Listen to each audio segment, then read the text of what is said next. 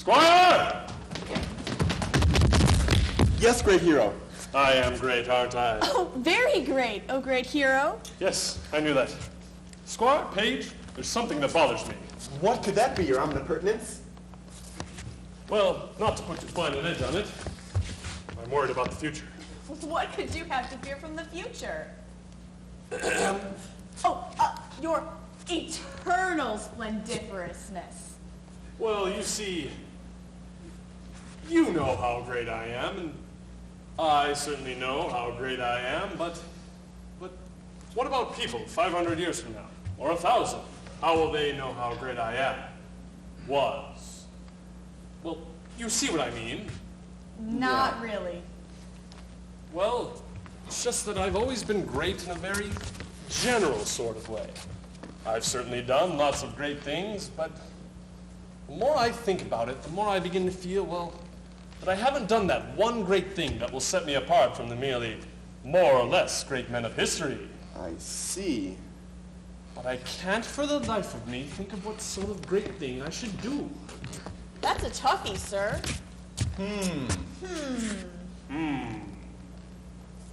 Why not ask the prophetess? What an excellent idea. Page, go fetch the prophetess. Of course, the prophetess. The prophetess is brilliant. She'll know just what to do. Although she is a bit strange. She has to be. She's a prophetess. Oh, this is so exciting. I'm sure I've done something great by supper time. Oh, great hero! I have hastened hither her whom you'd hoped here to hear.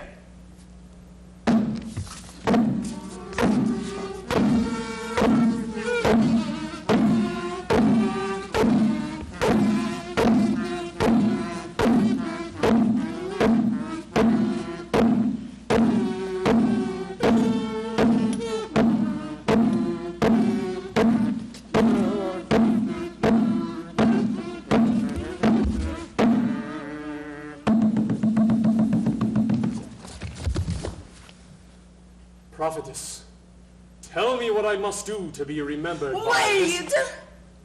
You want to be remembered. Yes. You want to achieve something of value to the future. Yes, yes. You want to perform a deed of paramount greatness. Yes, oh yes. Prophetess, what must I do?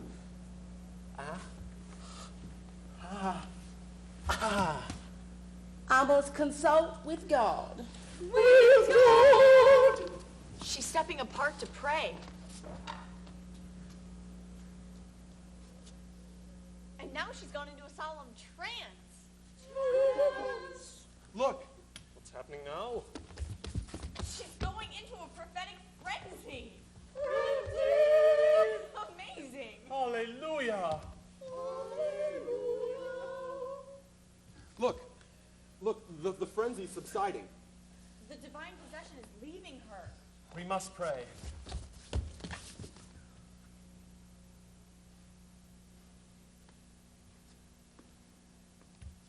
I have spoken with God. With God. And she has given me 3 revelations. Revelations. What did she say? You better write this down and get it word for word. Prophecies can be tricky. First, in the Holy Grail, you will find all that future civilization Excellent. We shall seek the Holy Grail. will desire. Second, as truly befits a great man, you shall henceforth speak only in poetry. What? Third, never forget that all the world is a stage. God has spoken through me. May her will be done. Her will be done. Amen. Amen. Amen.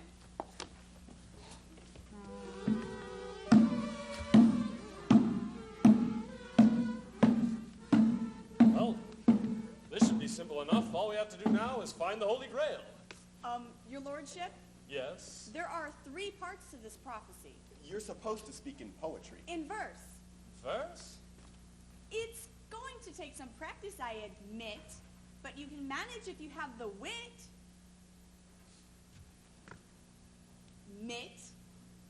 Wit. Oh, I see. Wait. Me see.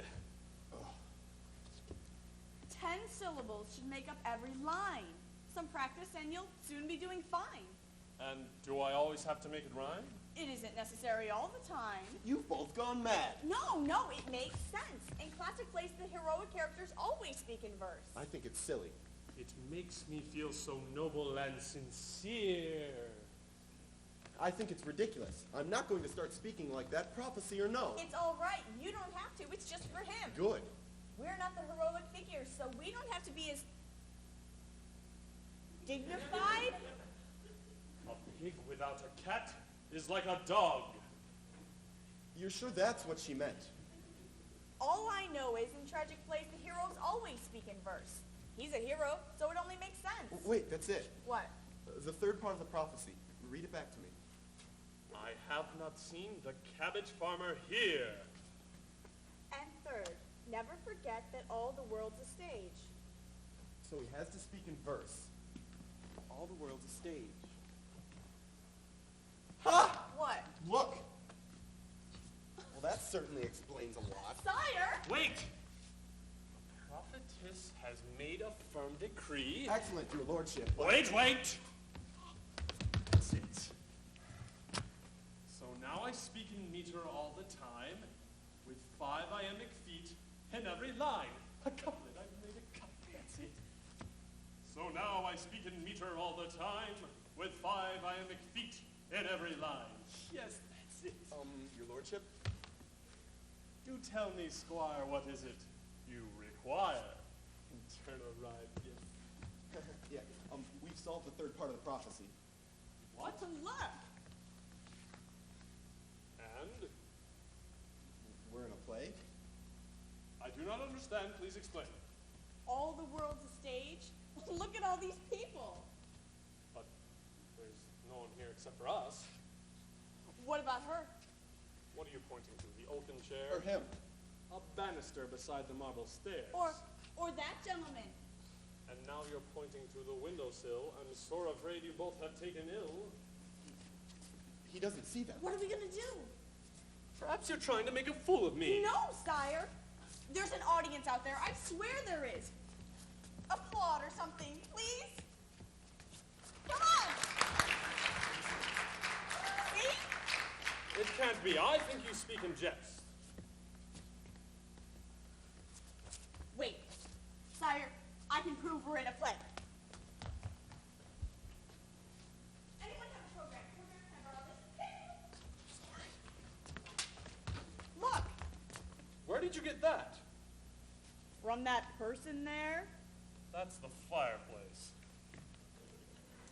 This is a program. We're in a play called The Great Crusade. Not much of a name. Can't be.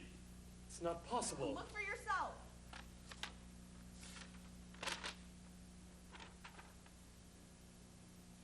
Oh, I can't read. Oh, what'll I do? Now look what you've done. You've upset him so much he started speaking in prose again. Well, we had to tell him. Just look at him. Oh, don't despair, sire. Oh, what's the use? This is only a play. Why should we even bother going on? The show Don't must... say it. Sorry. Okay, Squire, let's reason all this out. As if that'll help. He wanted to be remembered. He wanted to be remembered. Your turn. He was worried about the future. The prophetess told him to seek the Holy Grail. And to speak in verse. All the world's a stage. The Grail part seems pretty straightforward. And the verse. But what does being in a play have to do with being remembered by the future? Unless it's a really good play. Not likely. No. It must tie in. Hold on. Here is it. Sire! Sire, the audience is in the future! What?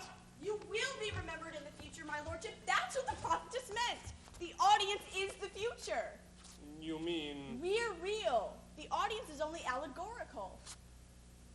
Don't use big words.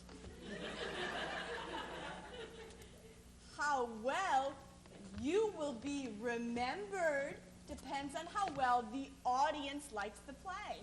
I think I get it. So if he makes an impression on the audience... Right. Then can I still be a great hero? Yes, you can. But you must impress the audience. The future. Yes. I can go on. I think, your lordship, that would be a good idea. They seem to be getting restless. Well, I don't blame them. We've taken up all this time and nothing's happened yet. We must be off to seek the Holy Grail. Hurrah!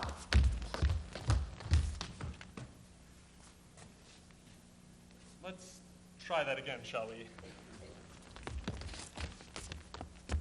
We must be off to seek the Holy Grail. Hurrah! Oh, pardon. Excuse me. pardon My me, fault. sorry. My fault.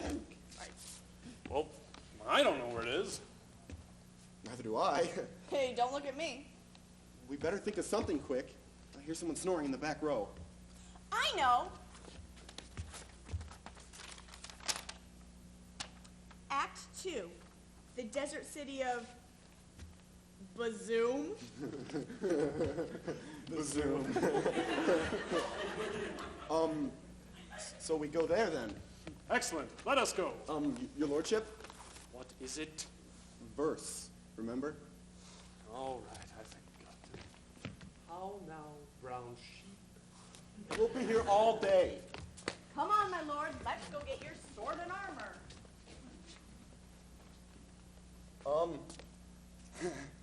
So we're all headed off for the desert. I guess this is probably the end of the act. I hope you'll all stay for Act 2. It'd mean a lot to him. See ya.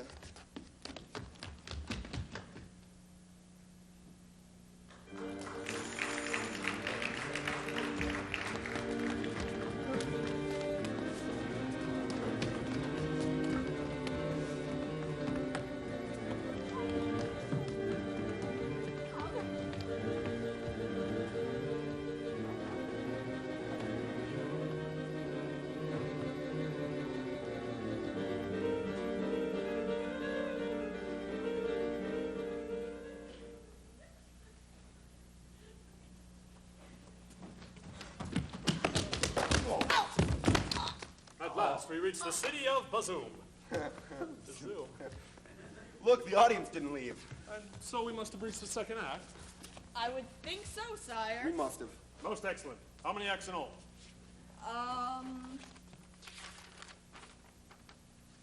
5. That thing's awfully useful. It's come in handy so far. You tell me what else does it say of me? Oh. It says you're being played by someone named Jeffrey Littlejohn. Little John? What's that make me, Robin Hood? Sorry. And does he play me well? I should think so. Ask them. Is he playing him well? They say you are. That my heart can rest assured. Enough! This has gone too far. Look at this audience. None of them are watching the play. Not even the ones that are still awake. We got them all reading along with their programs to see what's going to happen next. Sorry, Lord. By the power vested in me, I declare this program void. From this point forward, anything can happen. Martha? I believe this one. Sorry, such a temper. Now behave!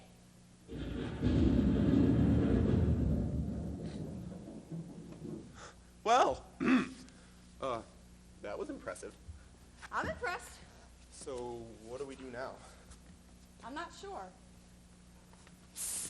Look, What? another character.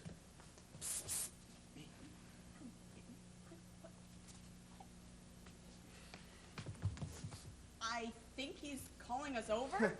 I don't trust him. You go. I'll stay here. Why me? It might be dangerous.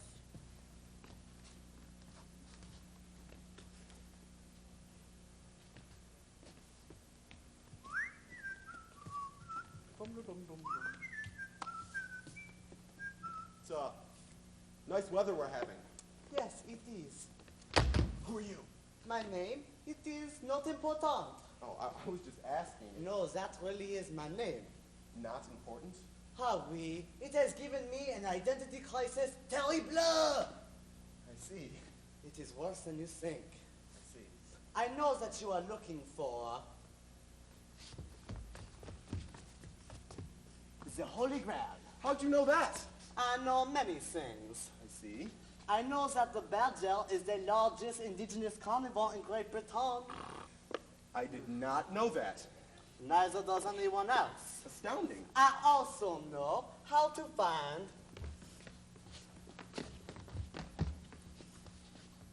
the Holy Grail. You do?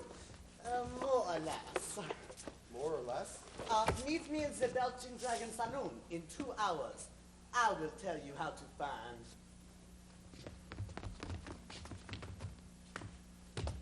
the Holy Grail.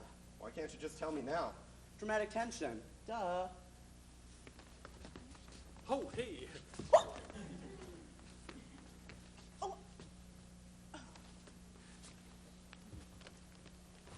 Who was that man to whom you spoke just now? He said his name was not important. Well, if we still had the program, we could No, look it up. I think that was really his name. Not important. He must have an identity crisis. Terrible! I would think so. What else did he say? We're to meet him in 2 hours. He says he knows where we can find the Holy Grail. Hurrah, good squire. This is most welcome news. Well, what do we do till then? Well, my guess is that this is the end of the scene. Hold on. We'll be right back. Come on.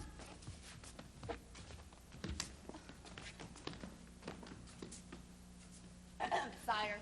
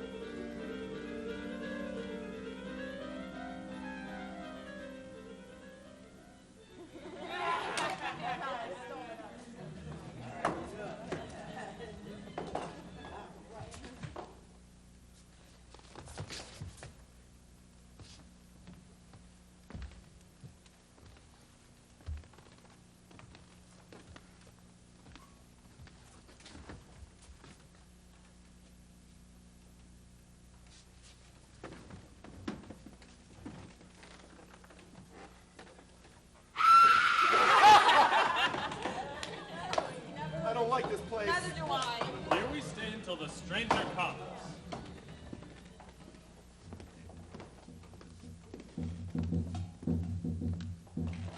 What you want? Nothing. Are you sure? Quite sure. We got some terrific pie. Nothing.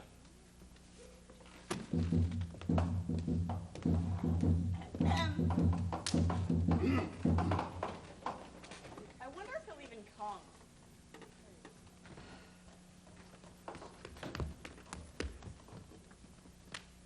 It is good that you have come. Ich would have fun here. Wait a second. Is your name not important? Ja, da ich. But you're speaking with a German accent. Ja, When we spoke before, you had a French accent. ich have one of those too.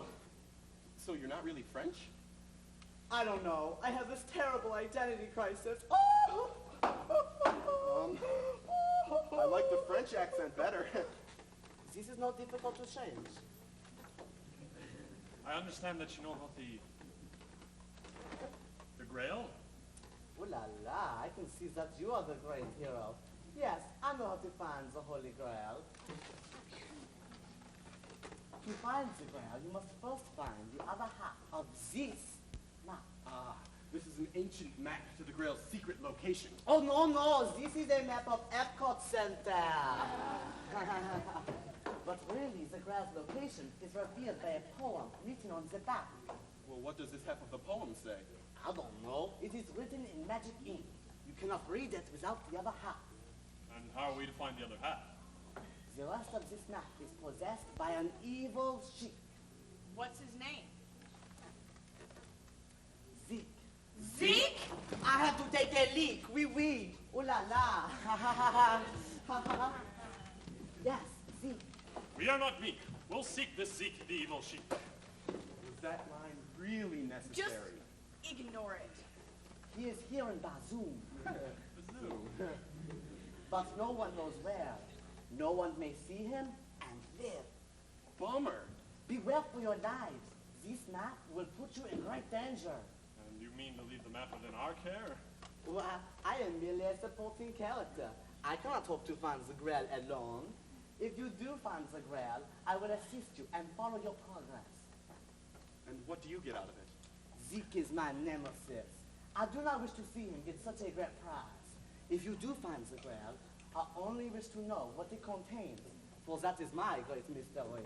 The Grail you may keep. That seems an honest bargain. I accept. Oh la la, I must be going now. But please, beware, Oh, hey. for enemies are everywhere.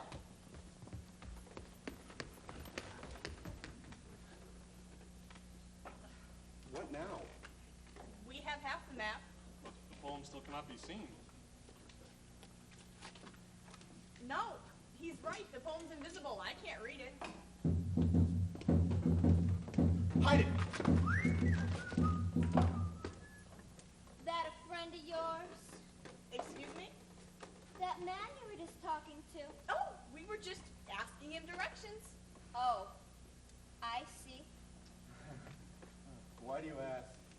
I just wondered who he was, but it's probably not important. I hope he gave you a good map. Yes, fine, thank you. Perhaps I should check the map for accuracy. You shouldn't trust everyone you meet. I am quite certain that the map is fine. I was only trying to help.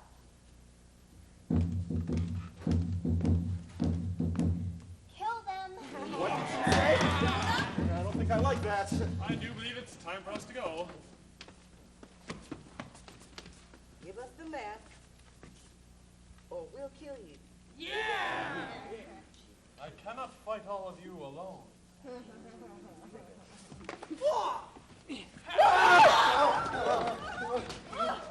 Your shoe's untied. Thanks. What the? Run! Run for your lives!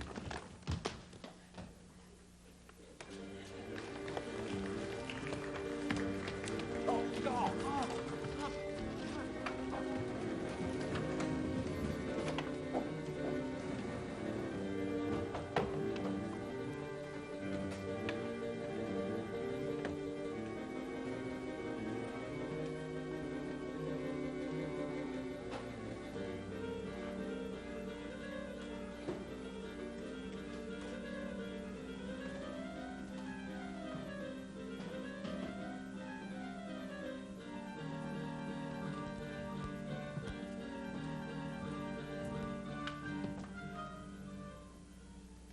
So I said, Margaret, how can you use a butcher knife to slice people? You have to use it for cutting off limbs. All the blood everywhere. You never get. Oh, great and terribly evil Zeke. Scourge of the continent, master of all Bazoom. I brought you a prisoner. Aw, a prisoner. I hope he's not important. He seems important. Oh, great Zeke. No, I meant... Skip it. Who is he? He's a great hero. He killed several of the extras before we could capture him. And was he alone? The others that were with him escaped, but he was clearly the leader. I see. He knows about the other half of the map. Ah, bring him to me.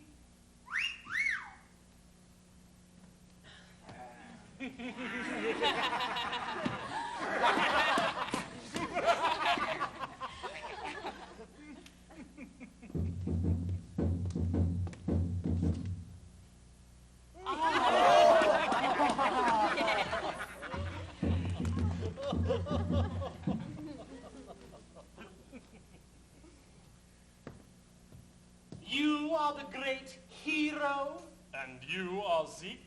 You've heard of me. You are an evil sheik. Why are you here? To seek the Holy Grail. A pity that your quest is doomed to fail. Give me the map and I might let you live. My life is something I would rather give. I'm certain your death can be arranged. I do not fear a man who is deranged. If I were you, I would not. Why are we talking like this? Lord God decreed I should speak in verse. Verse? So now I speak in meter all the time, with 5 iambic feet in every line. This man's quite mad. You won't give me the map?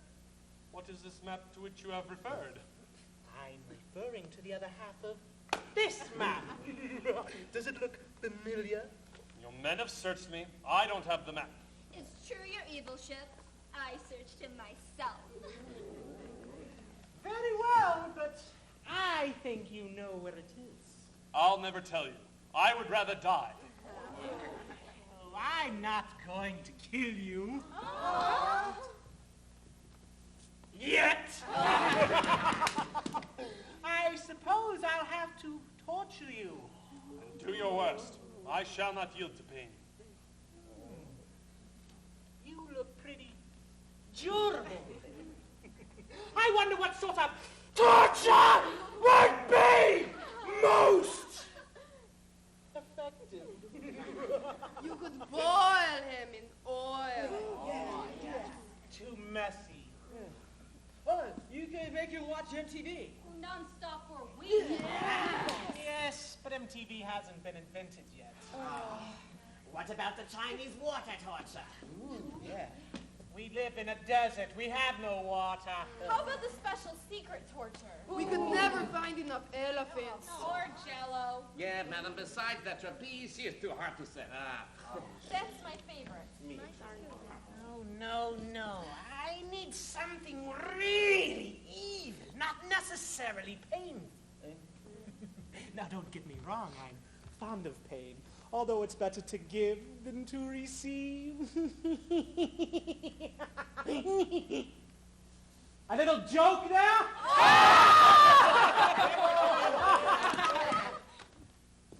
No, I need something that will get this great hero right where it counts. Something. That's it.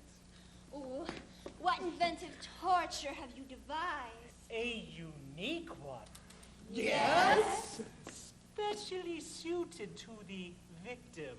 Yes? And you, my dear, will get to perform it. Oh, thank you! Thank you, oh great Zeke! Thank you! What is it? You will not give me the map? Never. Very well. Take him into the next room. And? And compromise his virtue. You be! Oh, you're too kind. Are you certain this is what I should do, oh great Zeke? Of course. You have to understand these hero types. You can torture them for days and they'll never talk, but threaten their dignity and... This is your last chance to tell me where the map is. Very well. Take him away.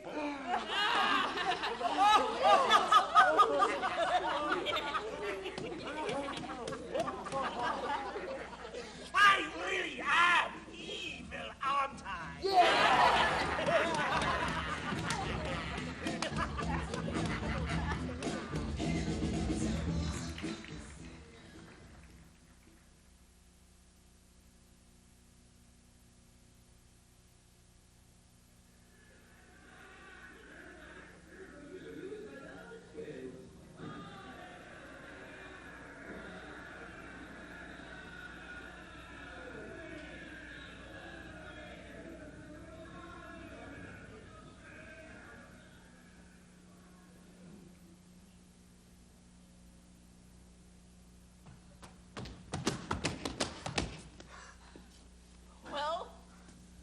now? I don't know. Well, we can't just... Hey! The audience is back! The play isn't over! I can scarcely contain my joy. But if the play Listen, isn't... do you know what we're supposed to do next? No. but- Neither do I. Look, we can't just give up. Sure we can. All right, then. Okay, everybody. Nothing more to see here. You guys can all go home now. Wait a second. We're really sorry this isn't much of an ending, but Stop it. why should they stay? Why aren't you leaving? Nothing else is going to happen. Go home. All right already. Go home. Stay here. Go. Stay. Go. Stay. Go. Stay. Go. Stay. Are you sure? Yes. Okay, stay. Thank you.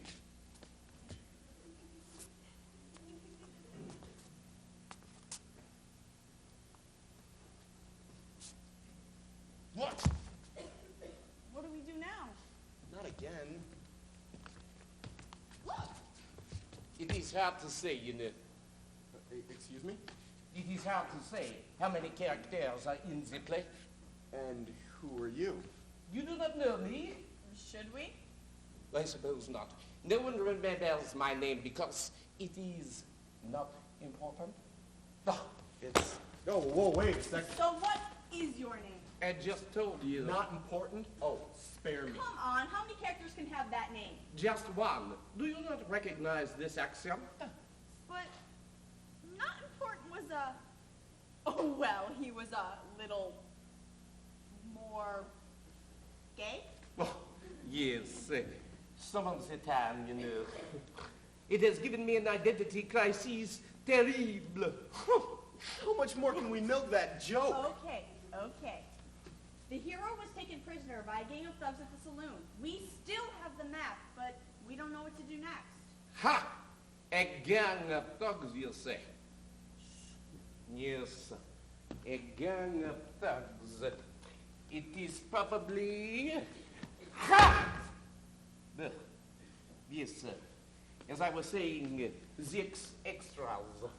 Zeke's extras. Yes, nameless hoodlums in service of Zeke. They are cheap, convenient, and replaceable. The hero killed several of them. It does not matter, really. There will always be more, and the audience does not care how many get killed. They are the bad guys. That is convenient. Look, they took the hero away. For all we know, he's probably dead. We didn't even know we were still in the play until the audience showed up again. Yes, do not worry. I am sure that the hero is still alive. How do you know? I know many things. Well, if you know so many things, do you know what we're supposed to do next? Perhaps you should rescue him. Us? Who else? Well, there's always... We could get... Do you know where he is? He is probably in Zeke's secret speakeasy. Oh. And where is it? It is here, in Bazoo. But no one knows where. Then how are we supposed to find it? Perhaps if you look around, I am not so good at the detail. Then how do we get him out? Perhaps you would get lucky. I am not so good at the detail. Great. Look, I must go.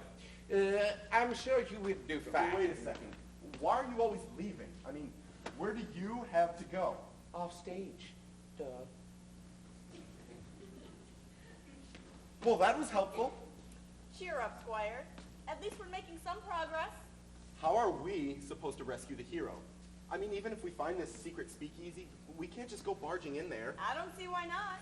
We're unarmed? We have our wits. My point exactly. Look, we can't expect this to be easy. We'll just have to do the best we can. Like you said, maybe we'll get lucky.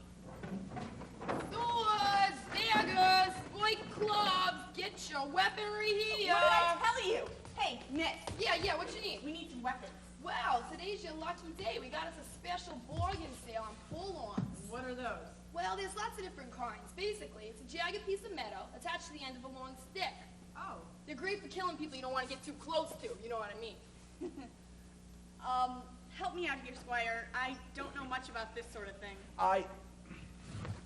What are you even doing here? Hey, everybody's going to make a living. Things are tough all over, know what I mean? I suppose so. Right. That's why you ought to carry one of these. What is that? Heck, I don't know. You gotta admit it, it's intimidating. certainly is. You don't have to worry about home defense if one of these are around. Look, all we really need is a couple of swords.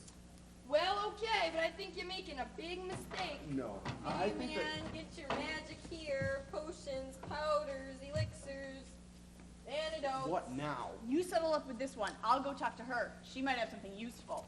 Magic, magic, magic. What sort of things do you have? Well, you name it, man. I got it all. Like what? Like cream to get rid of unwanted pimples and potions to get rid of unwanted relatives. Invisibility powder. Ooh, invisibility powder. How much? Well, ordinarily this stuff is very expensive.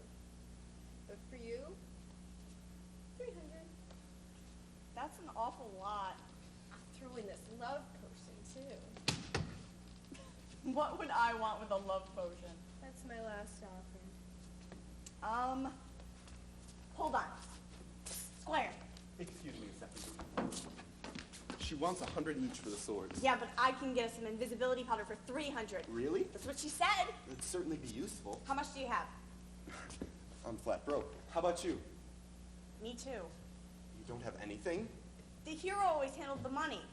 Correct. Okay, all right. We need some cash and fast. I know. Maybe we could take up a collection from the audience. That chance. Yeah. Hey, you two gonna buy this stuff or what? Just a second. What are we gonna do? I don't know. I'm fresh out of ideas. You need money, yes you do. You need money and I'm here for you. That's just... No. I've got No, short-term no, no, loans no, with no, low no. interest and no collateral needed. Good. We need 500 gold pieces. Okay, if you'll just sign here.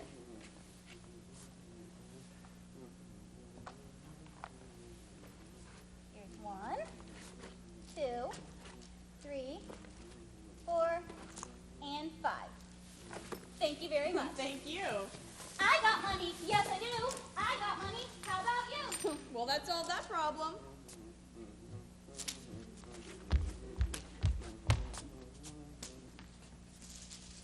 I'm sorry, but that was just too improbable. Don't worry about It's it. just that, ladies and gentlemen, Come on. The merchants are getting impatient. I'd just like to apologize for that last little section.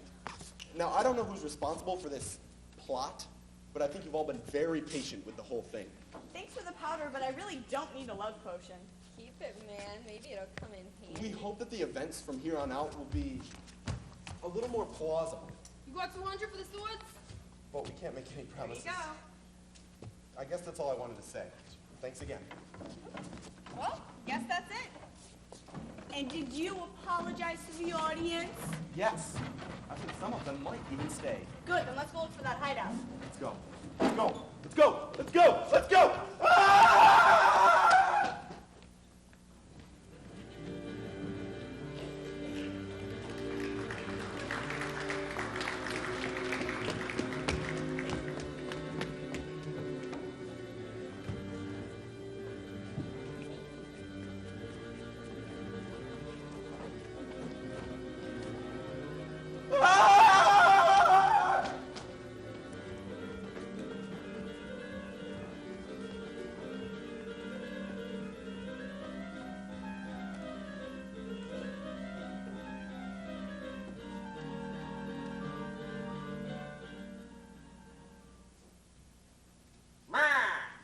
What are we doing here?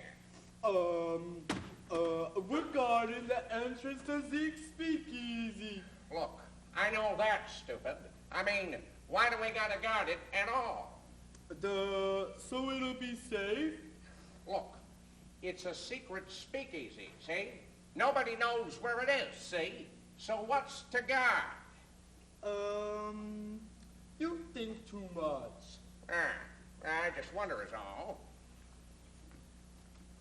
Look, I see them. Extras. maybe this is the entrance to Zeke's secret speakeasy. You think so? Why else would 2 extras be guarding a door in a deserted alley? For practice? Come on, let's get up. Hold it. Hold it. What? We can't just jump out there and fight these guys. Why not? Well, first of all, they'd probably kill us. And even if we did beat them, they'd sound an alarm. Hadn't thought of that. We just need to take a minute and make a plan.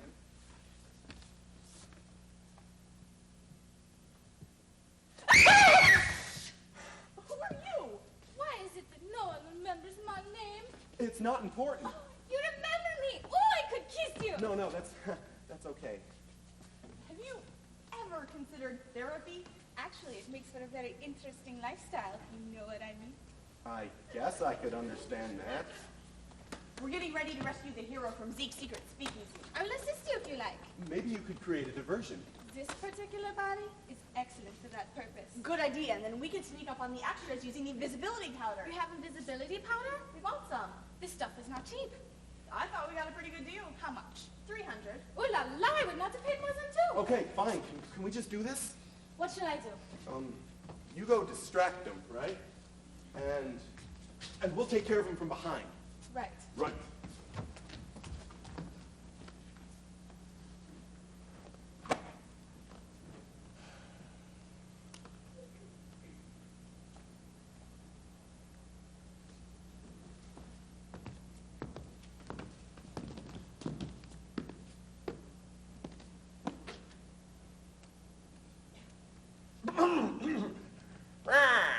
Well, hello there.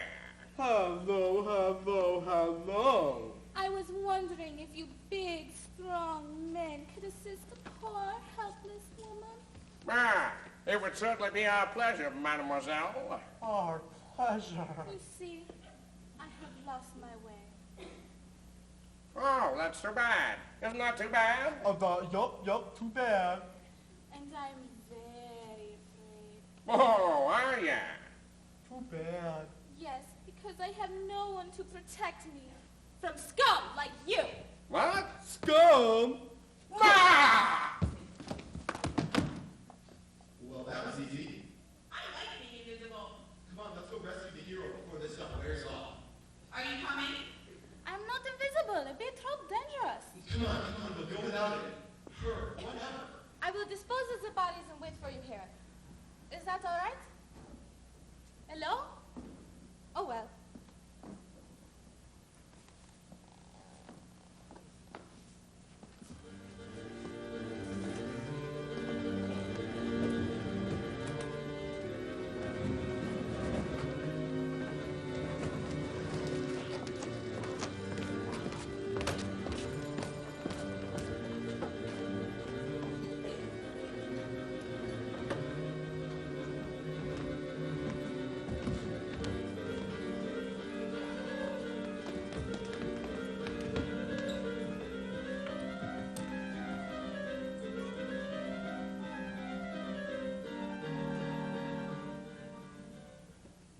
What is on the list for today?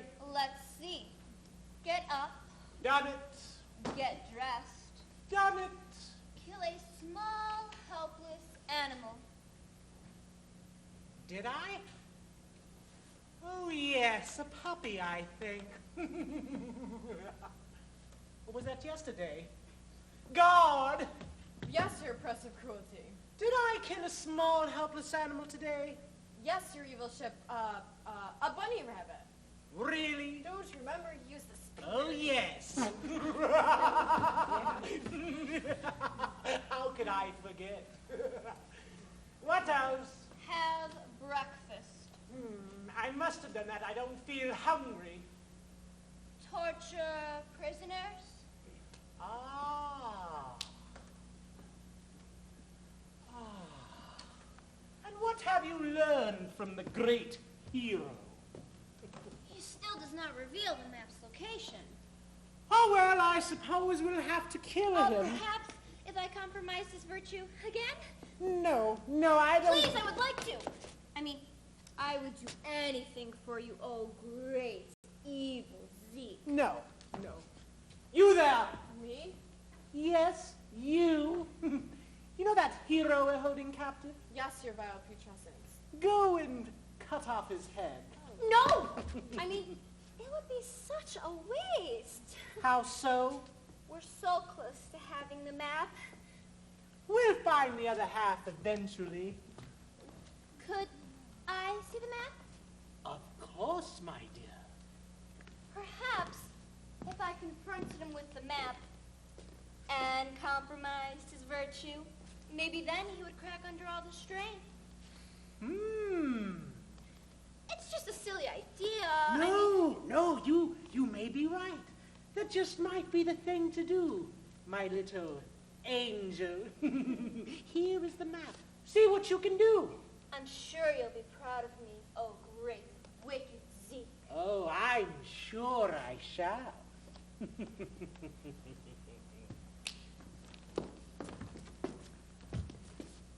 Bring the hero here to her, and then leave them alone. Yes, your abomination, chef.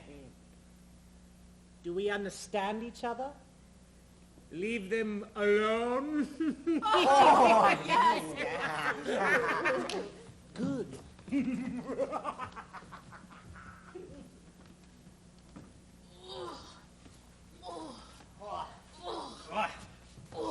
We have brought the hero! Good. Now go.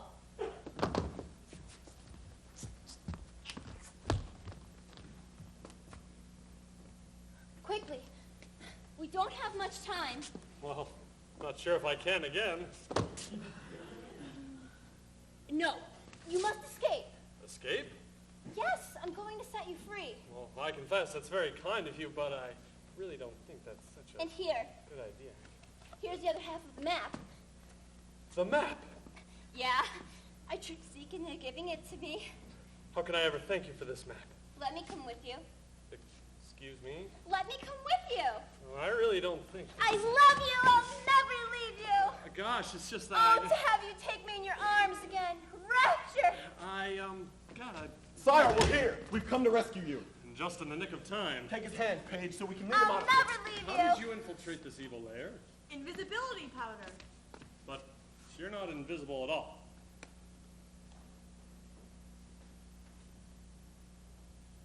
I thought you were here to rescue me. Take me with you. My heart, my soul. Who is that? It's the barmaid from the Belching Dragon Saloon. The one that told the extras to kill us. No. I've changed. I know I was terribly wicked, but love has turned me to the side of good. Don't look at me. I thought I was being tortured. I don't think we even want to know. Look out! Extras! Stop, all of you. Ah!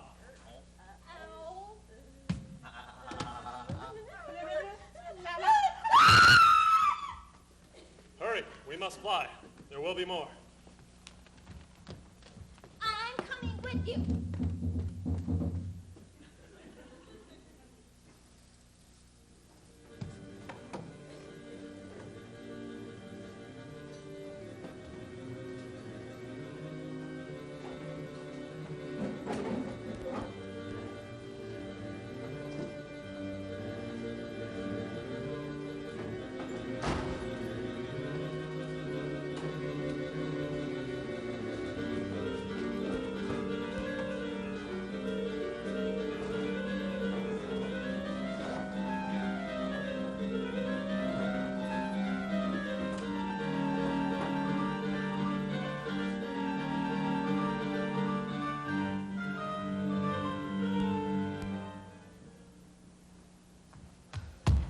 Wait. I can't run anymore. Surely we must have lost Zeke by now. Sheik wasn't the one from whom I fled. When you hold me in your strong arms like this, divine. You are not in my arms. Now let go. Only if you promise to take me with you. I can't run anymore. What if she's a spy? I've proven my loyalty, haven't I? I gave you the map. She gave you the map? All right. She did. I forgot. Oh. Let me see.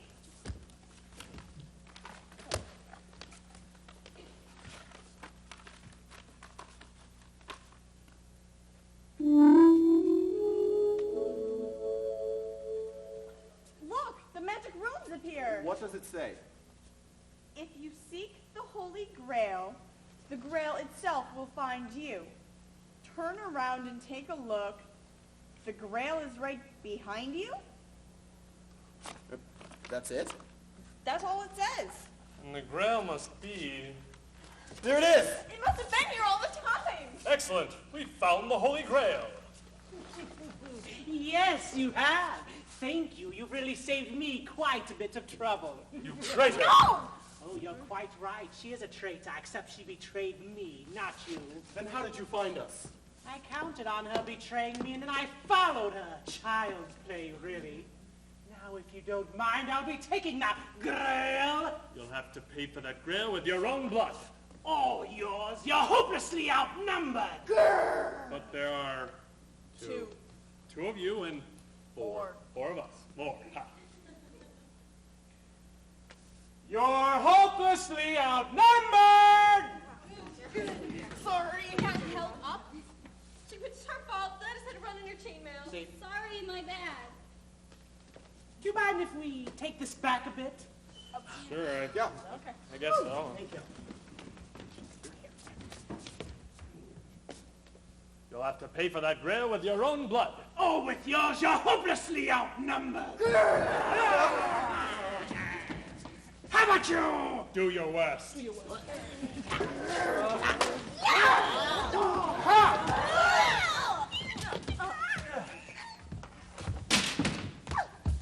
Ow. He's dead. Oh my God!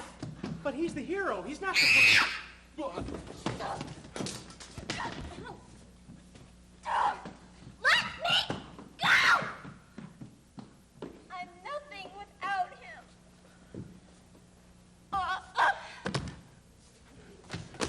Well, what do we do now? I thought we were supposed to do enemy of the people. I say we just go home. I don't see what else there is to do. Me either. You're just gonna leave? Yeah? But aren't you... Don't you want to kill us? I don't see what for. For the Holy Grail. It's a cup. But it's... You can have it. What would we do with it? Have a nice day.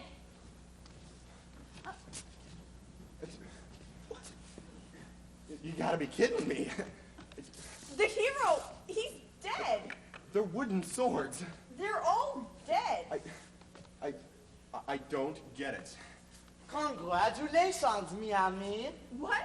We have succeeded in finding the Holy Grail. What do you want? I have come for my reward. What reward? As we agreed, I only wish to know what the Grail contains. If you don't mind.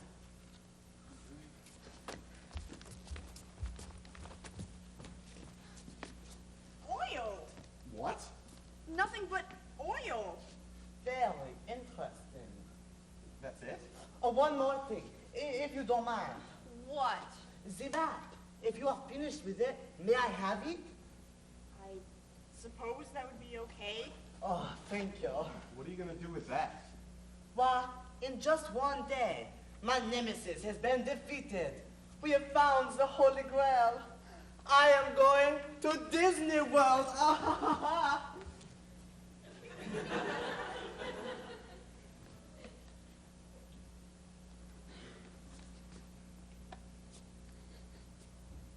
In the Holy Grail, you shall find what all future civilization will desire. I don't get it. Oh no, you didn't. What now? It's the merchant who loaned us the money in Act 3. Thought you could just default on your loans and get away with it, did you? Not at all. Look, if you will carefully observe the fine print, it clearly states that all outstanding loans will be paid in full by the signee, that's you, by the end of the second act. Therefore, you're currently 2 scenes in arrears, and I demand payment. We're flat broke. We haven't had any Look, time to... I'm a businesswoman. We don't have anything to pay you with. What about that cup? Oh, but this is... Don't butt me, son, or I'll get both of you shipped off to debtor's prison. Now, this cup looks to be worth, well, after interest and late fees, I think we can call it even. But, see... Look, I'm a businesswoman. I deal fairly with everybody. That's my creed. But that's the Holy Grail. I have to be running along now. It's been a pleasure doing business with We've you. been on a great quest. We've been on this great crusade. We had to fight for that cup. You can't just repossess it. Squire. You've got no right to that grail. Easy, Squire. But she's got no right to that grail. Neither do we. But we fought for it. Exactly. Then what was the point? Night, guys. The prophetess! Wait! What? Aren't you the prophetess? Yeah. You don't quite look the same. The Play's over. I'm going home. But we have questions. Why was the Grail full of oil? Was it oil this time? You'll have to ask the prop crew. It's always something different. Yesterday it was wine, and all last week it was full of loose change. But why did the hero die? The hero always dies in a tragedy. No. See, we sort of thought we were in a comedy. Well, I guess it all depends. On what? On whose side you're on how it ends, on how you look at it. But that's senseless. What was the point? Beats me. Maybe there wasn't one. There has to be a point. I mean, doesn't there have to be a point to all this? We were sent on a quest by God. We fought, we borrowed, we bargained, and the hero died, for God's sake. And we don't even get to keep the Grail? I just want to know what the point was. I mean, there must have been something. We must have missed something. He wanted to be a hero. Someone's got to die.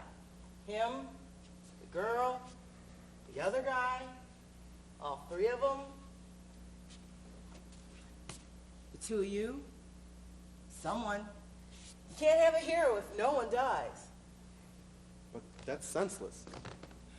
It's just a play. I mean, you knew that, didn't you? Life goes on. Look, I gotta go. See ya.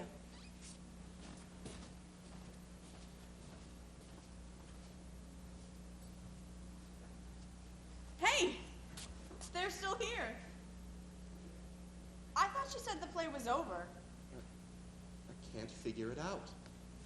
I suppose we should go now, too. It just seems unfinished somehow. I know what you mean. What's that? What? That right there. Oh, I'd forgotten all about this.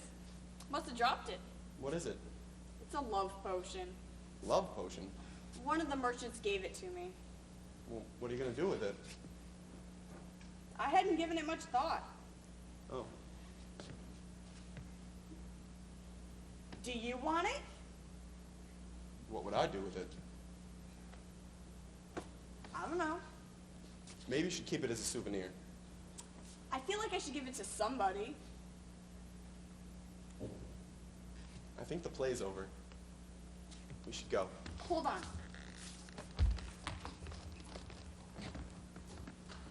Here.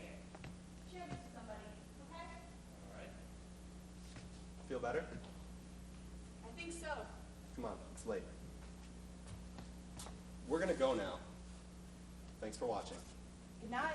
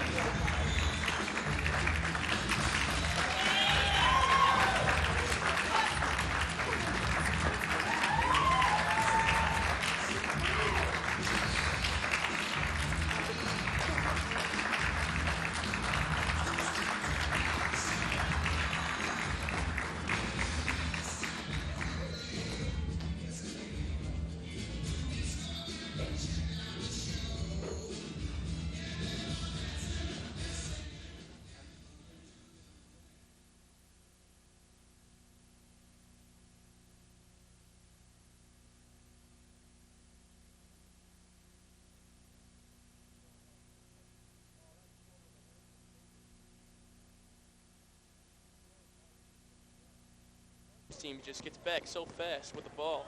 They catch them right on their heels every time. McNair, nice little underhand layup.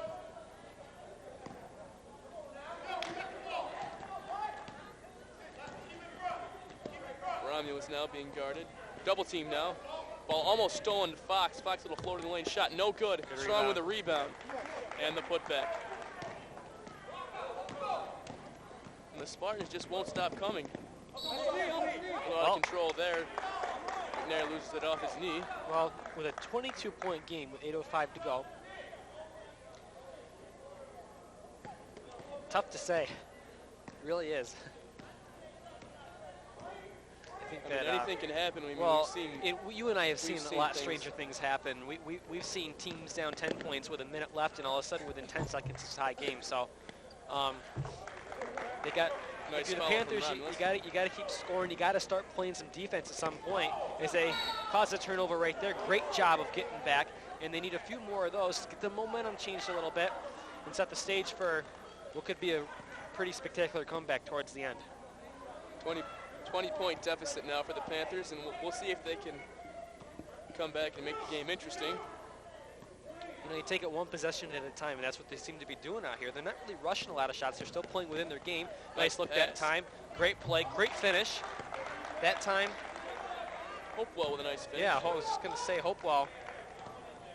Good patience down low, and it's, all of a sudden you got a 6-0 run. It's back to 18.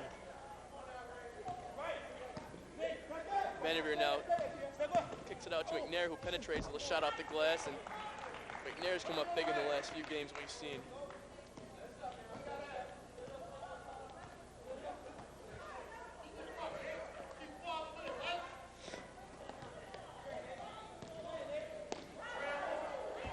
Now Cambridge with a shot, no good. Comes back up with his own rebound. Romulus now looks.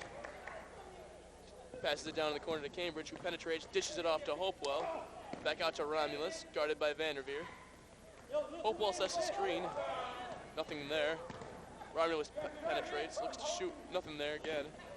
Fox now. A lot of dribbling going on. Yeah, pretty move Fox, that time. Nice shot. Down to an 18-point lead again, so very slowly, Panthers chipping away at this lead. It was a pretty sizable lead, even more sizable than it is now, as McNair comes back, forces a three, and you know, that's a shot that's okay because it went in, but if he misses, those are momentum-changing shots right there, if he misses. So with 6 minutes left in the game, the Spartans still have a 21-point lead. Knocked out of bounds, good hands by Vanderveer. The ball back to the Panthers. And now Buddy returns in the game for the Spartans.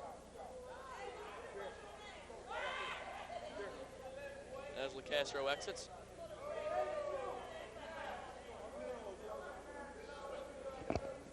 And Cambridge will look to inbound it.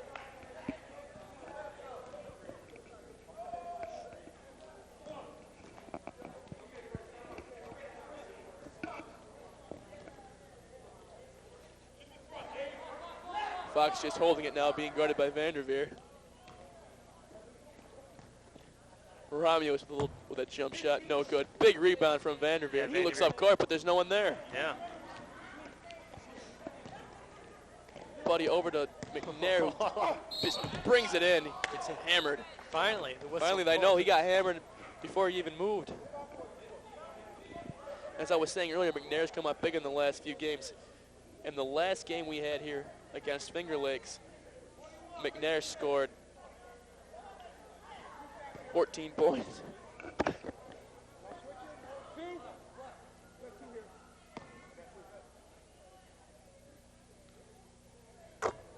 First free throw, good. Okay, one shot here. One. 5:28 left in the game.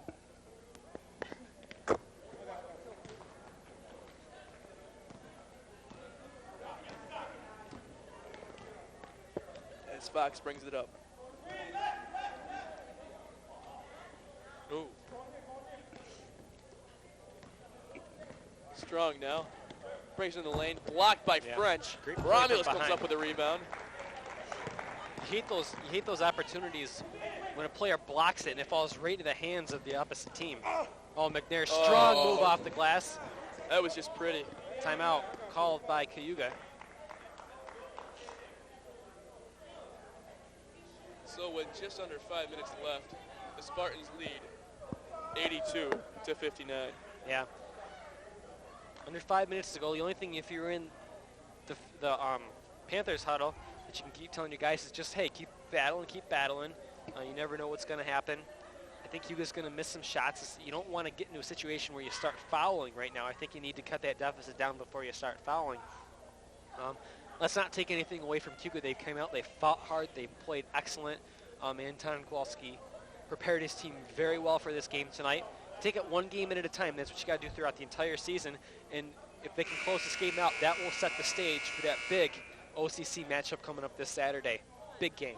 Unfortunately, we won't have that game on the air for you. But just stop down to Spartan Hall. I mean, it should be an unbelievable matchup. I think we playing for first place. We will have the game in a couple weeks, I think, or a week and a half. Week from this weekend, week from Saturday. Yep, the 15th, February 15th. Against Canton. We'll be here. And the girls were saying that it should be a good game for them. So it should be just a great weekend here. Absolutely. Nice move that time as Noga hits the deck. You know, strong with you got to give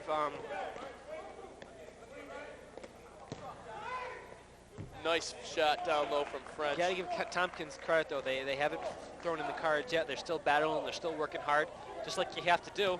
And showing a lot of guts. They're leaving it all on the court here. They're not. If they lose, they're not going to lose this game because they didn't play hard enough. They're going to lose just because they weren't the better team today. Absolutely nice outlet pass from Buddy to French. Buddy just took it with one arm and just slinged it down the court. Romulus now for three. No good. Ball last touch from Strong. Romulus showing some frustration there as he you want to be careful. Kicks the ball out. An easy way to get hit with the technical. And that just would really just put a dagger in it. McNair wide open for three, a deep three. And really nothing you can do there. In the parking lot. That was NBA range there.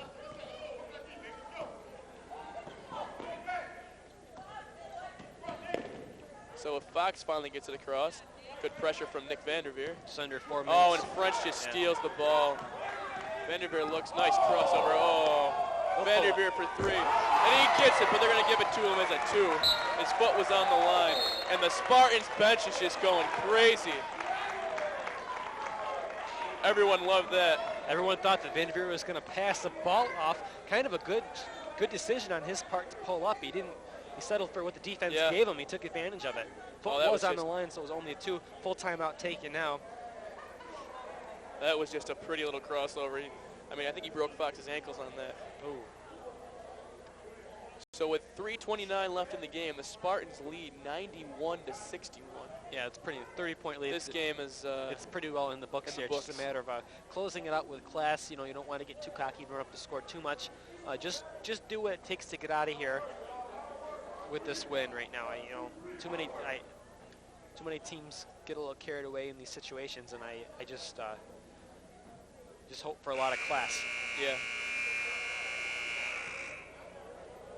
And as you've said, the Panthers aren't giving up, and you like to see that from a team who's down by 30 points. They're still battling, diving for balls, fighting for rebounds. And I just got to give a lot of credit to the Panthers and their head coach. They've got some talent on this team, and if next year comes around and they can keep the majority of those players and put it together and really play as a team, I think there'll be something to reckon with next year.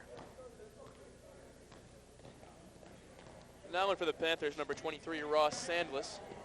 As Strong with a little finger roll lane, no good. And McNair comes up with it. Now he looks to push over to Buddy. Oh, nice pass to French. And they're going to call an offensive foul. No, I think they're going to count the basket. Count the basket, I'm sorry. I didn't think there could be an offensive foul called on that.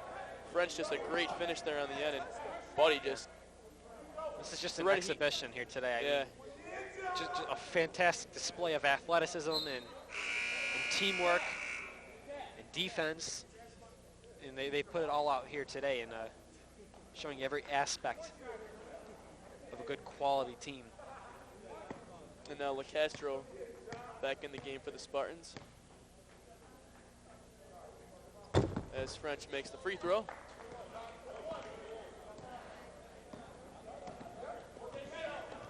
So as Endress brings it up, being guarded by Vanderveer. Vanderveer just steals it, strips him. Vanderveer pulls it up, Pulls it out, loses the ball. Into the hands of McNair. McNair penetrates, dishes to Vanderveer. Great dish, good strong finish from Vanderveer. That's teamwork. That's the sign of a great team. You can't. They're just something special to watch. They really are. And you listen to this crowd, every time Spartans are scoring, they're still right in the game with them. Big rebound from French, out to Vanderveer. Nice pass to Noga. Pull-up jumper, no good.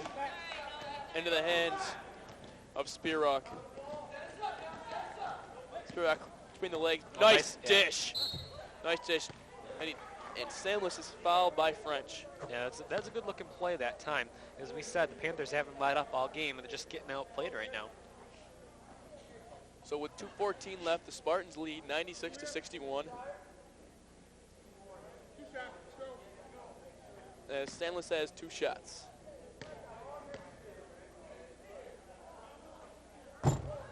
First one comes up short. And Buddy returns for the Spartans. I think it's appropriate to just take a minute and condemn and say an outstanding job to the crew working this game that have helped put this game together. An outstanding job well done by all the members of people down in the TV studio, all the professors and tech assistants and people that work very hard to bring you this type of event and give the students here at the college a fantastic opportunity to learn. You don't hear much about them, but I'll tell you, some of the most classy and hardworking people and dedicated people I've ever met. Yeah, and they don't really get the recognition that they deserve. And you can't name names because we could be here all night talking about them. Right. But just a fantastic job by all of our cameramen and people in the studio tonight. Absolutely, we've had some outstanding shots here as McNair scores on another finger roll. And now the score, 100-61. So the Spartans break the century mark. Nice pull up there from Strong. Buddy looks, kick it out to McNair, and McNair still looking to push. Oh, he tried to kick it out to LeCastro, who was wide open with 3. LeCastro comes up with it. Up and under, almost gets it to go. Draws the foul. Spartans still attacking. No mercy. No mercy. Towards the end of this game, 1:18 left. Look up on this scoreboard up here, it says 0-63.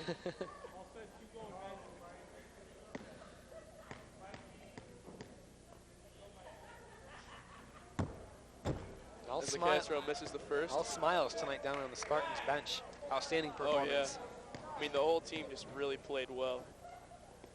And that's one of the keys, as we see at LeCastro in this second. They play as a team. They win as a team, and they lose as a team. They do. Strong now. Wow, and McNair just has great position and takes the charge.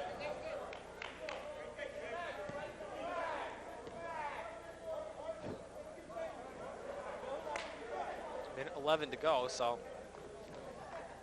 And I think if you're the Spartans, you just want to pass the ball around. But something tells me they're not going to do that.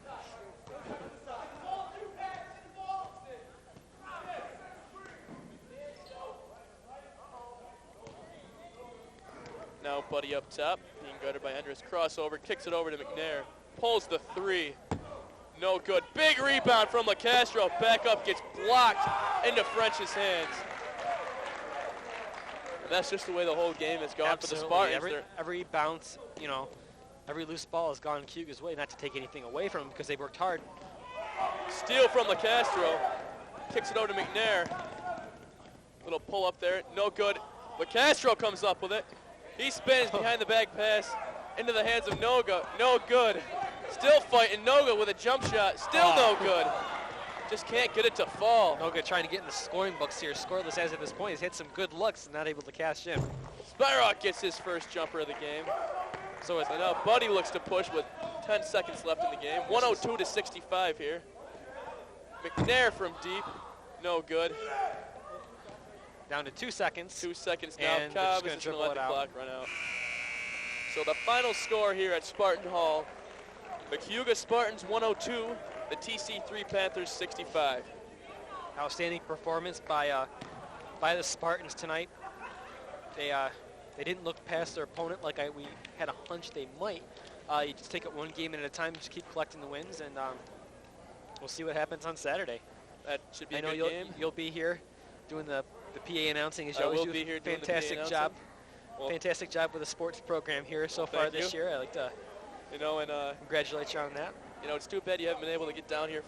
Too bad we haven't been able to put more games on the air because I know last year we had a great time doing that. You and I, we go back 3 years We now. do, It's yeah, our third year that's of right. at least calling a game, whether it be on the radio, Win 89, or here on the few TV games that we Yep, have, but have done. enjoyed every step of the way, and I'm happy that you asked me to come back for Oh, this absolutely. wonderful event. And we'll be back here February 15th as both the men and the women take on Canton. So for tonight, I'm Eric Emerson alongside Jason Culver. Good night.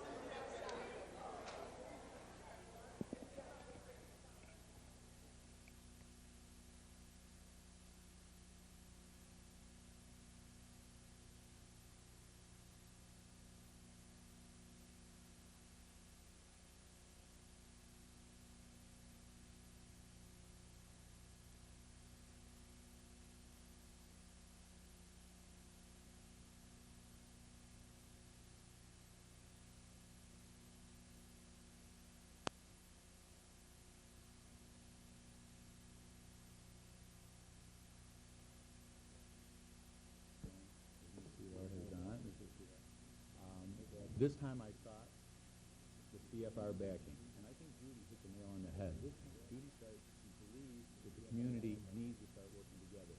That is the movement that we need to provide the best education to the community. Let's face it, we have a diverse community made up of many different individuals. I believe labeling people, having groups, is not the right answer. I think we've got to realize that it's now time to move forward and work together. Can I change the world? No, I can't. Can I make one small step forward? I think I can. And I sought that in hopes of dropping some barriers to the deployment program. The question to the other candidates is, why did you not take CFR on board this year? Maybe you don't. Why did you make that decision to seek it or not? I was asked to run by members of CFR. Endorsement going to take to happen. Along the lines that Michael was saying, that I may not, well, let's put it this way, they endorse me, I don't necessarily endorse them. I'm my own person, with my own judgment. My politics might be slightly to the left, probably very much to the left. But I think it's healthy to have membership like me represented in CFR. It's a good fiscal watchdog. I think we need that. And I'm proud of you. 3 years ago, Dave, CFR approached me about running. I told the citizens, and maybe the post standard at that time, I ran because my son was attending school in Auburn when he graduated. I thought some things were wrong. And I did get on CFR's campaign bandwagon. I did run under their banner, and I did get elected. I'm a firm believer that, number one, education for all children in Auburn, and also the taxpayers in Auburn shouldn't suffer. That's why I'm a CFR member. I do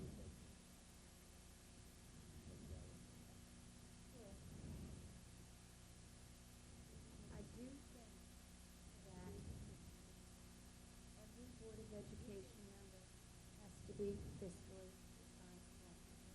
We're servants of the community, and to be a Board of Education member and be irresponsible, we believe, would not be desirable. I do believe that it was the burden of the heavy taxes that brought about polarization in the community. I simply would not, I'm not particularly seeking anyone's endorsement. I'm simply stating what I believe in. And those who support what I believe in are welcome to. So I guess that your question is, why would I or wouldn't I? I look forward to that time where we don't have factions and that everyone just speaks about the philosophy of education and everyone speaks about the values, about a school district leadership of character, a school district that has principles and that can attitude and civilized manner. And I believe those days are coming. And I'm very excited about it. I'd like to say that you would call me a novice as far as any kind of campaign. I've never done it before. I don't know who the CFR really are. I don't know one member of the group. And I just felt that I wanted to try and do something on my own as a group. Even just getting on the ballot, I think I was very proud of myself. Because at first, I was joking around, so I'm going to get on the ballot. Then I had a friend say, "Oh, really, what try for it?" And when at last Tuesday's board meeting, when I attended it, I had 50 signatures. That's all I had. And I talked to a couple other people who were being candidates, and they said, "Well, try." And I saw the way the board went that night, and I was not pleased. So I went out the next day going door to door, and I went and got my signature. And I feel that if I can't do it on my own, maybe I shouldn't be here, because I want to represent the public in general.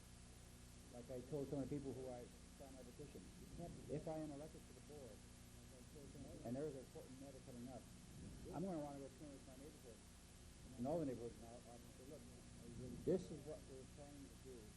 Can I have your input so I know which way I really should vote? Because I feel once I get on the board, I can't vote my own conscience. I have to vote for the people who elect you. They're the ones that count. And that's why I'm independent. As Judy mentioned, I think fiscal responsibility is incumbent on anybody elected to the board.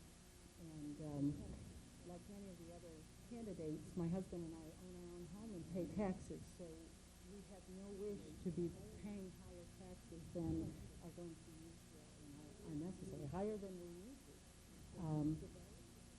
CFR is a group that developed at a time when that was an issue, and that no longer seems to be, the reasons that it started no longer seem to be here. I think that some of the things that Judy mentioned.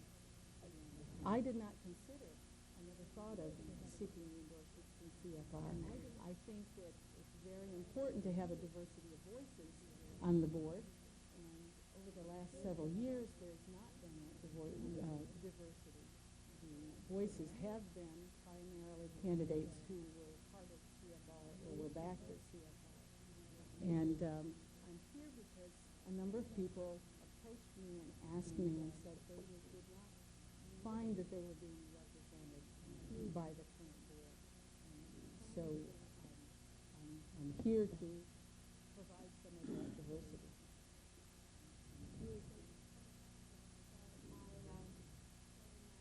Opening statement that I'm here representing the total community. I'm not affiliated with any one group.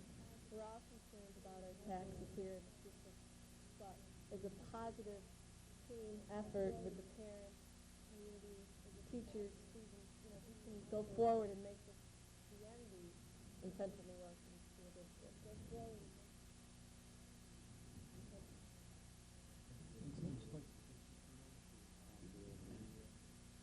Being gracious, let everybody else go first. Like I said, I spent 13 years working through this district and literally served you in every single capacity in this district, every possible place to serve. I've been there and I've done it consistently throughout that time. And I ran for this board seat more than once before.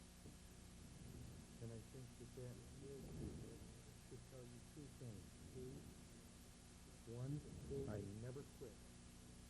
Two, the tenacity, the fervor, and the passion that I've spoken with this evening, the time that I've taken to educate myself on those issues, are what's going to serve you.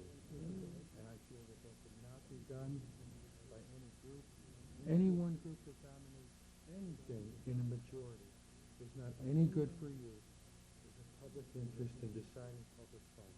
You need to have an equitable balance of those people.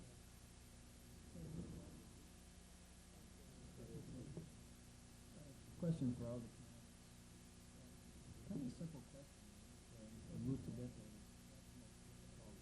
of anything. And the question is, what graduates have the knowledge they need in the right area for the time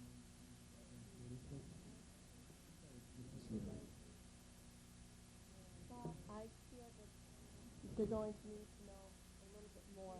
And the new requirements the regents are placing on the school district, you're going to have to find this money once again to bring in these programs. These kids are going to need to reach above and beyond just the basic skills of what you're asking for them to do right now.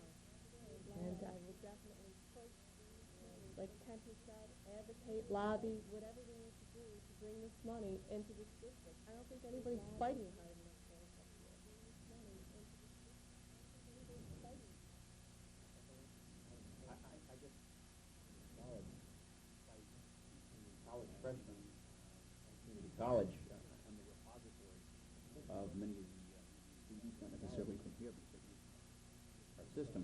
And let me give you an example. 2 weeks ago, we were dealing with the death of the salesman, Arthur Miller, written in 1949. I thought he'd go through the historical approach, and I just said, okay, guys, who was president in 1949? Historical. And they kind of looked at me with a blind expression. And I said, Harry S. Truman. And they kind of looked at me with their eyes rolled, and I said, who was the guy before Dwight Eisenhower? Again, the eyes rolled. They had no clue who Harry Truman was, or Dwight Eisenhower, two of our relatively recent presidents. They look at historical concepts almost, they look at, we'll say, 1970 as some of us would look at the American Revolution. I don't know if that's the school's fault, I don't know if it's the teacher's fault, I don't know whether it's the system's fault. I suspect it's all three. But to answer your question, I don't know. I've talked to Mr. Mazzolio, Mr. Finch, many times about putting more money in our schools, also about educational programs that will entice our students when they graduate to enroll in college, and not just go aside. Also, more money should be generated in grants and scholarships. We've talked about that on the school board for the last 3 years. We do give out a lot. We do also, the board hires a lot of local graduates that come back in this area to teach our children. I think we're doing a good job right now. I think the teachers are doing a good job. I think the students are progressing. A lot of them are coming back in this area. Okay.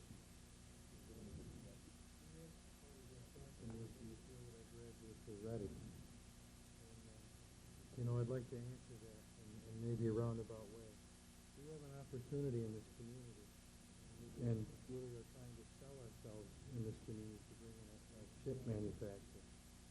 And, the possibility of employing 5,200 people, and doing that in a very highly sophisticated technical format and technical background to employ these people with.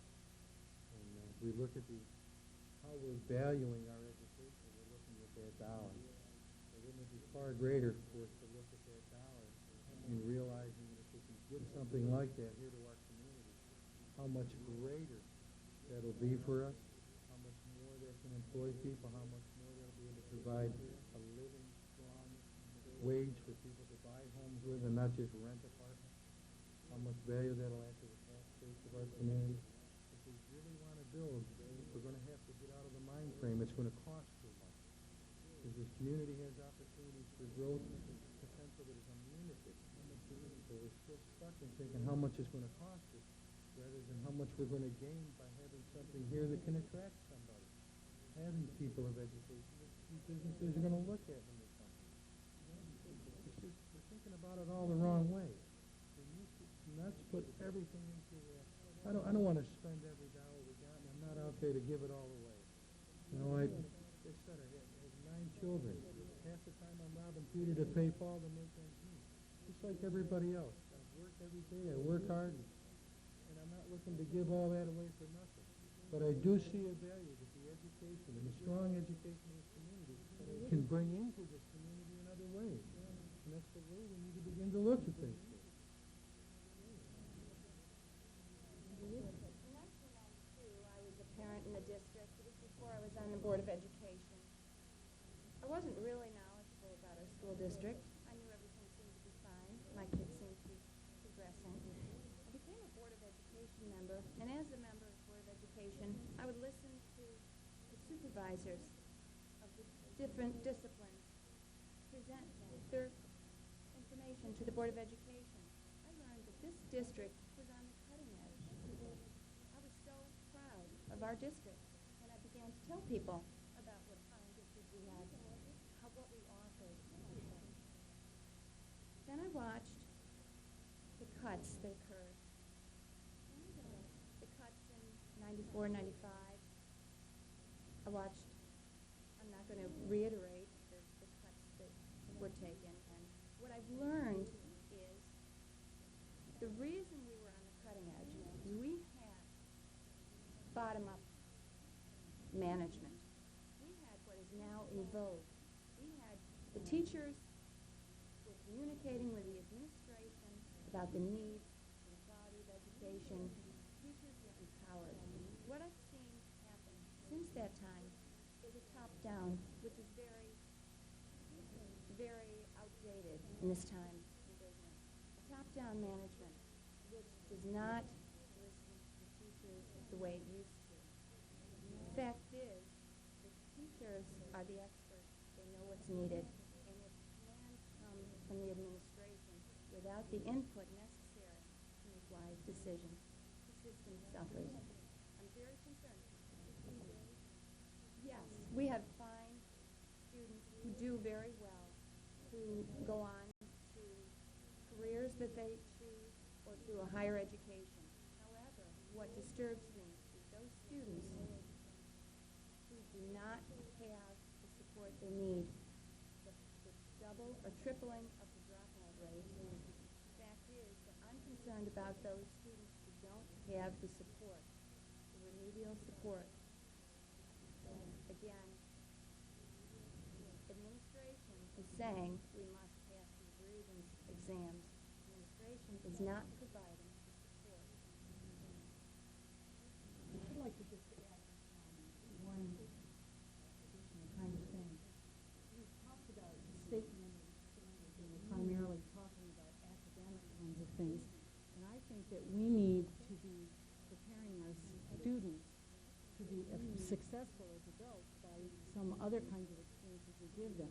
I think there's a group that's just returned from Georgia, and they've been there for a month, and the kind of education that one receives when they go into another culture is invaluable, and I'm glad that we're providing those kinds of opportunities through the school. One concern that I have, knowing that our children will enter into a diverse adult world, because America is a diverse culture now, is that they need to have experience with people of different cultures, ethnic backgrounds, racial backgrounds here. And I am concerned that currently our faculty and staff do not reflect the kind of diversity even that's in this community. That's not just something for our minority students.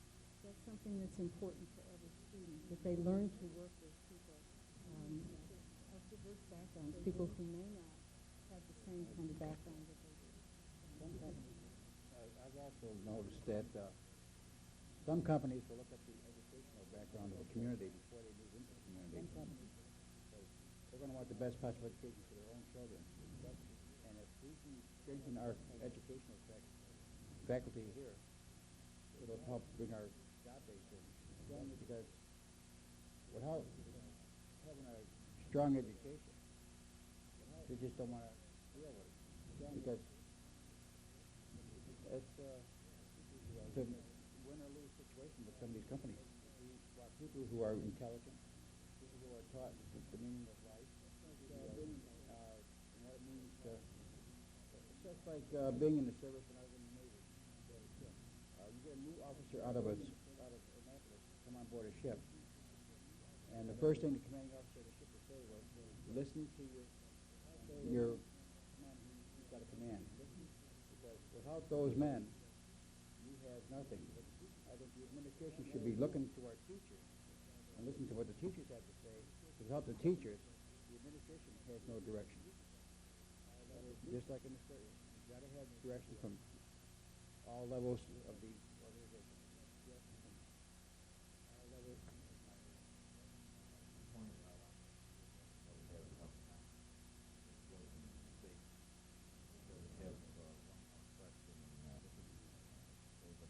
Throw that over to you. This will be the last. How do you, as board members, strike a balance between educational program needs and the pressure not to increase as an example, this year, it was proposed to budget money for 600 summer school slots. The board decided to keep it at 225, and the board also gave the superintendent direction to keep the tax levy below 3%. Obvious need for those summer school slots is the fact that they want the budget tax levy down. What happened to all three schools just a few years back is giving the public the right to vote on the budget, which I agree with 100%. So when you have a diverse school such as you have in Auburn, what you need to realize to pass a budget, it has to be a compromise. It has to be something that will be able to get through. Do we want to make cuts in education? No, I would never, ever want to make any cuts. But we have to be realistic about it. We have to get the budget passed.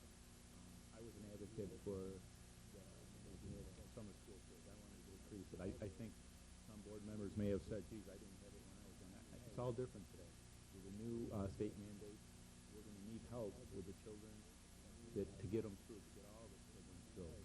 And it's a very difficult balance. And I think that's a challenge, and it's teetering that you have to work with when you're on the board to decide when and where you push that tax levy to so that it can pass.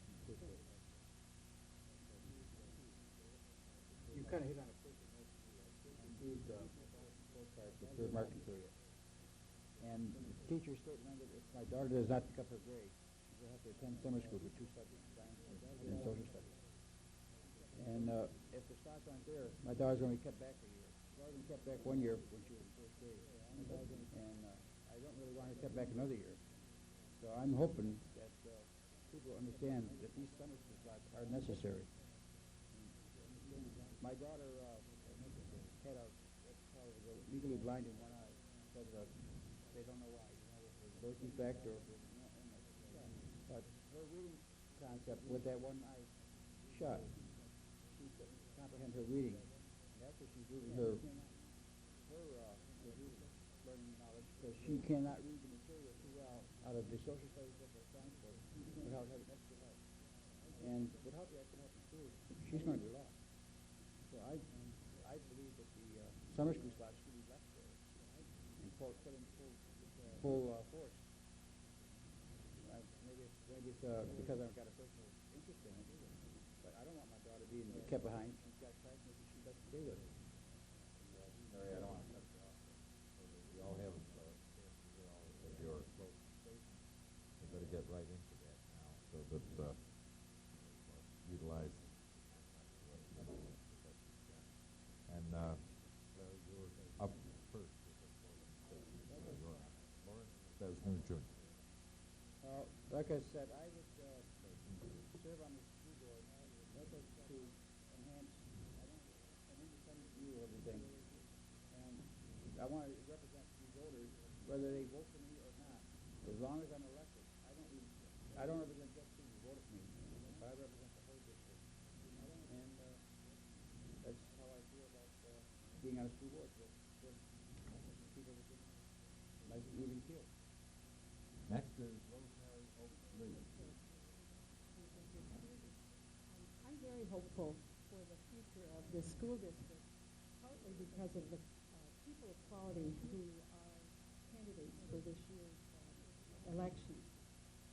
As we've heard tonight, they're people who are concerned and ready to do their homework and to find out what kinds of decisions we need to be making. I've been encouraged to run for the board by people who are looking for a change in tone in the board and a change in the way things are happening. I think we're aware that all is not working as well as it could be. And I think we need a change. We need new voices on the board. We need to add voices and ideas that aren't currently being represented. I think the kind of discussion we've had tonight is the kind of board that I would like, the kind of discussion I'd like to see on the board. And on the board, I will ask always, first, is this in the best interest of the education of the student?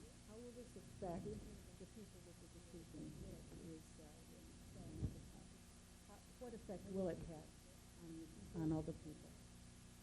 I will seek input from the people that are affected before decisions are made, rather than waiting until the decisions are made and people are reacting.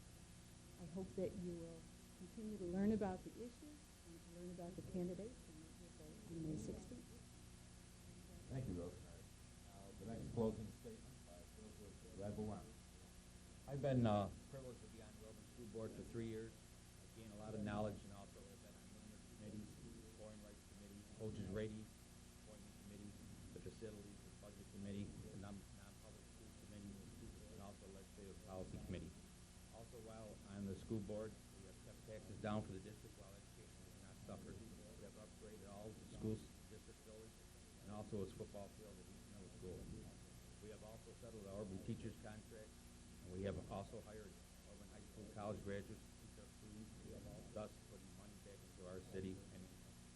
We have also encouraged local contractors to bid on Auburn school district projects, and they have been successful in gaining job bids, again putting local people to work, putting Auburn money back in the district. Finally, I've gained a lot of experience being on the Auburn School Board.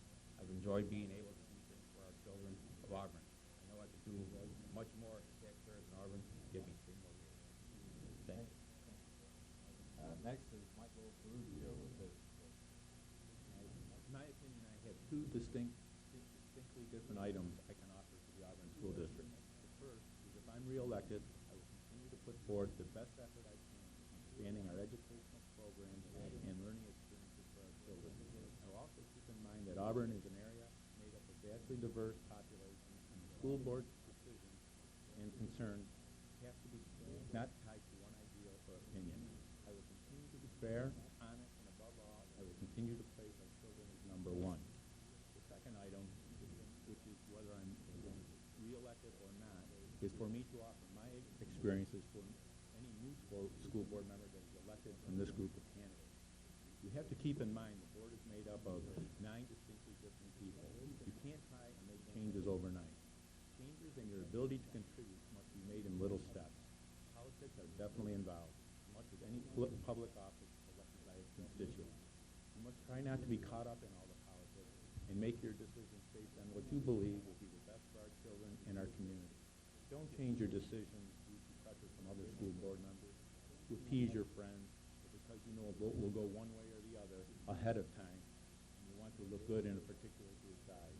I've seen all the above happen on the board's decision-making over the last 6 years.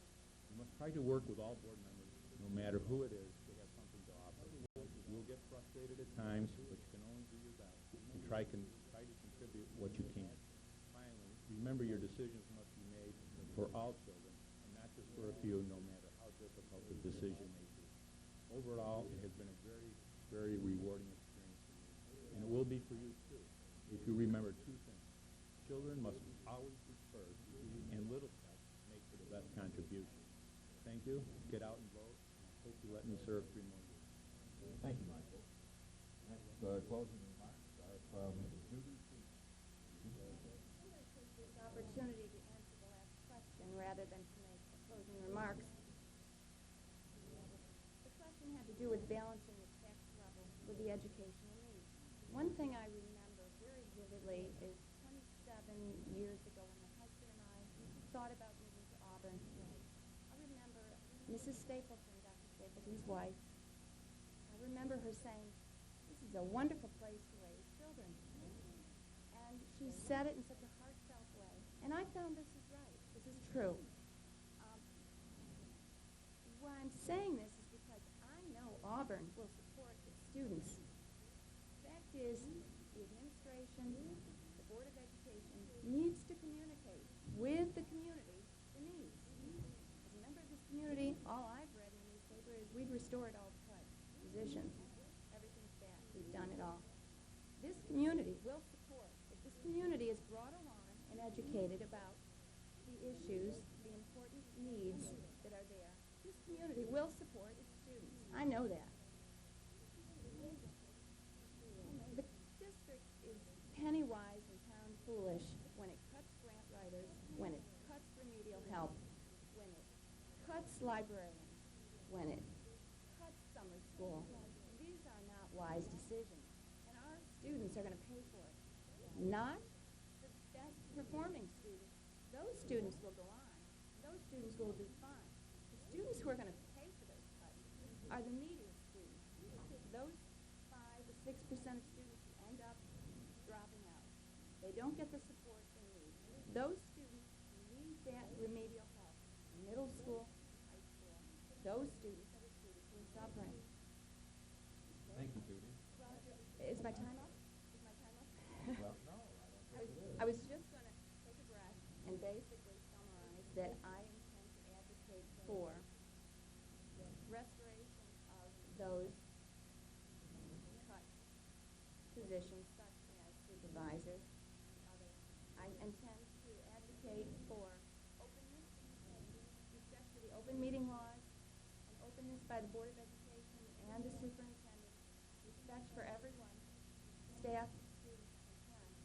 I intend to advocate strongly for civility in schools. Now you can. Next for closing statement, Michelle Seaver. In closing, I would like to say that I want to see all children flourish and excel in our schools, and we as a team can do that. I have some goals that I want to see achieved by the board and myself, and that would be to advocate for more aid and grant money for our district, so that we can invest this money in our children's education without putting the burden on our taxpayers, to bring the parents, community, students, and teachers together to achieve the best possible education for our children, to bring a positive and courageous attitude to the board that will help us to ensure that our students are able to meet the new challenges of the graduation requirements, being a good listener and an open mind to those whose views differ, to make sure that I am prepared to make a decision by doing my homework, and to be an example for our children by treating everyone with respect that I come in contact with. And I will also remember that this board is a team and will focus on the we and not me. I want to thank Adelphia for allowing me time to introduce myself, and if elected, look forward to working with the community, parents, students, and teachers to help make this district one of the best in New York State. Thank you, Michelle. Next is Kent Branstetter with his closing. I told you this evening of all of my commitment, and I told you this evening of all of my interest and the time that I've taken to serve this district. I feel as though I've already served you for a very long time. I would like to take all of that experience, all of what I've learned, all of it has impassioned me to continue, go on, and never quit, and put that to work for you. I'd like you to give me the opportunity to serve you on the Auburn Large School District. And I can assure you two things. I will open this process up to involve people. I think the greatest resource we have out there isn't being used, it's being ignored. I will take the time to go around and learn even more than I have already. And I will make that promise to you to be involved, a hands-on member of the Auburn School Board. And I've already proven that through my time on the Keegan and Doug Bosse's board. I've served as very much as a hands-on board member. And I'd like that opportunity to serve you. I'd also like to thank Cablevision for having this forum. It's a wonderful opportunity for you, the community, to know who's out there, who wants to run, who wants to represent you. There isn't always that opportunity for you to learn and be informed. And I thank the paper for their response as well as being a part of this. It is a community issue, and if nothing else, having this come together with the cable and the paper is showing that is being what the community wants, and certainly is a partnership in the community already. And Kevin Althouse with his closing. As I indicated earlier, I currently teach writing to college freshmen, and experience is arguably probably the best remedy for the guy with the lousy heart. But the students, the kids I now teach are products of our local education system. And I'm worried, and I'm concerned for the system. I'm concerned because too often the focus of that system, the student has been marginalized, reduced to a decimal point, a test score, dollar sign. Concerned because our students live in a populist culture, a culture where the net worth of Microsoft Bill Gates has become more noteworthy to some than, for example, the spiritual worth of 50-year-old Anne Donahue, the 24-year-old lady who took her final vows last week. And I'm concerned when local school administrators treat their employment tenure with the district as New York Yankee shortstop Derek Jeter would treat his contract with George Steinbrenner. And I'm concerned as I begin to understand that an ever-widening gulf exists between the board, the faculty, and the central administration. Ladies and gentlemen, these are trying times in education today. Last month, while we joyfully celebrated the wonders of youth when Donahue received her final vows, we also sadly remembered the carnage created a year ago, April 20th, 1999, by Columbine High School students killing two Golden Era Harris. How is it, some might ask, that a culture that can produce the glories of an Anne Donahue, as well as the horrors of a two Golden Harris? Answer, that is a question to answer, but